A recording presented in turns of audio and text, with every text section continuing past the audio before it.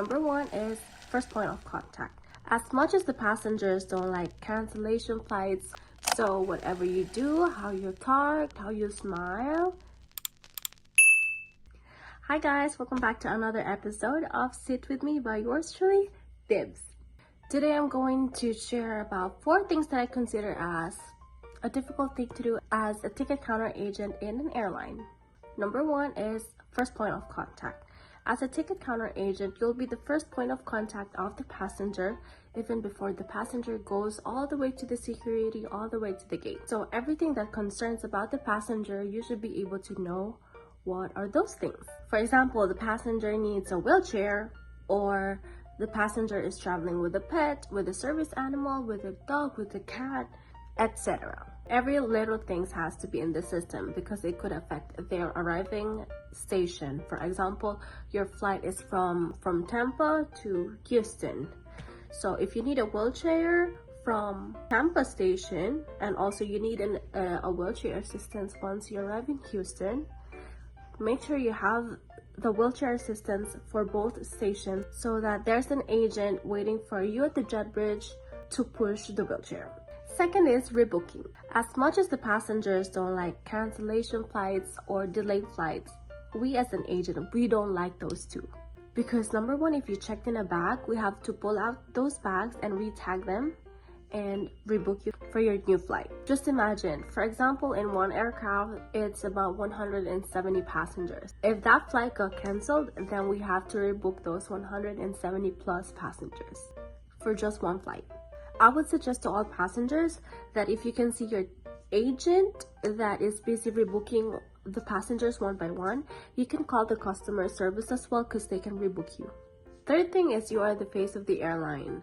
So whatever you do, how you talk, how you smile, and how you give respect to your passenger, it's always gonna reflect with your airline. It's like the first 3 seconds with your passenger should be a good impression, because since you're the ticket counter, like a following guest, and then you're gonna ask, how you doing, how are you, something like that. You'll be smiling the whole time because the passengers are excited.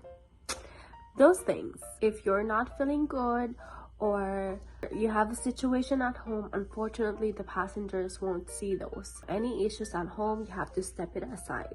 And I think that's a general thing in customer service, I believe. So it's not just in the airline industry, but all customer service. It's a customer service life, you know. And last but not the least, number 4, they always blame you. This happens not only at the ticket counter, but also at the gate. Wherever you are as an airline employee, you know how it feels. Even if to the point that they know that it's their fault, they'll find a way to make it believe that it's your fault as an airline employee.